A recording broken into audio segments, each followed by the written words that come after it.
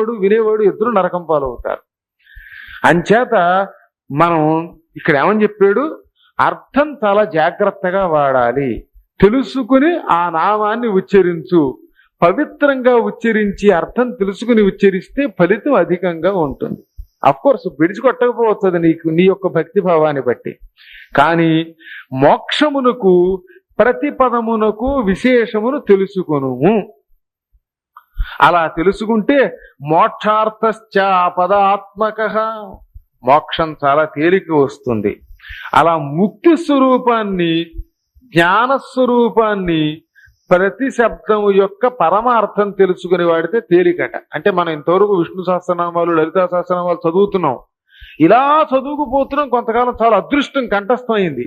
ప్రతి దాన్ని అంతరం ఏమిటి, దీని అసలు అర్థం ఏమిటని తెలుసుకుని చదివితే మీకు ఎంత ఆనందం కలుగుతుందో తెలుసా.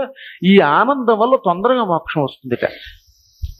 అలాగని కంఠస్థం చేయడం దోషం ఎట్టి పరిస్థితులు కాదు, కంఠస్థం చేయడం ఒక అదృష్టం, ప్రతిదీ ఒక భాగ్యమే. కానీ ఇంకొంచెం శీఘ్రకాలంలో అమ్మకి దగ్గర అవ్వాలంటే దాని యొక్క అంతరం తెలుసుకోవాలి, దాని అర్థం ఏమిటో తెలుసుకోవాలి, అంతరార్థం తెలుసుకోవాలి, అప్పుడు తొందరగా చేరతాం. ఎంతకాలమైనా విషయం తెలుసుకోకుండా ఉంటే ఉపయోగం ఉంది. కూర చేశారు పెడుతున్నారండి, రేపు పొద్దున మనం కూడా వంట చేయాలంటే ఆ కూర ఎలా చేస్తున్నారో తెలుసుకోవాలిగా. అలాగే చదువుతున్నాం అంటే అన్నం తినేస్తున్నాం, ఇది ఎలా వండాలో పాక విశేషం కూడా తెలుసుకుంటే ఉపయోగం ఎక్కువ. అలాగే ప్రతి నామం యొక్క అంతరార్థం కూడా తెలుసుకుని ముందుకు సాగాలి.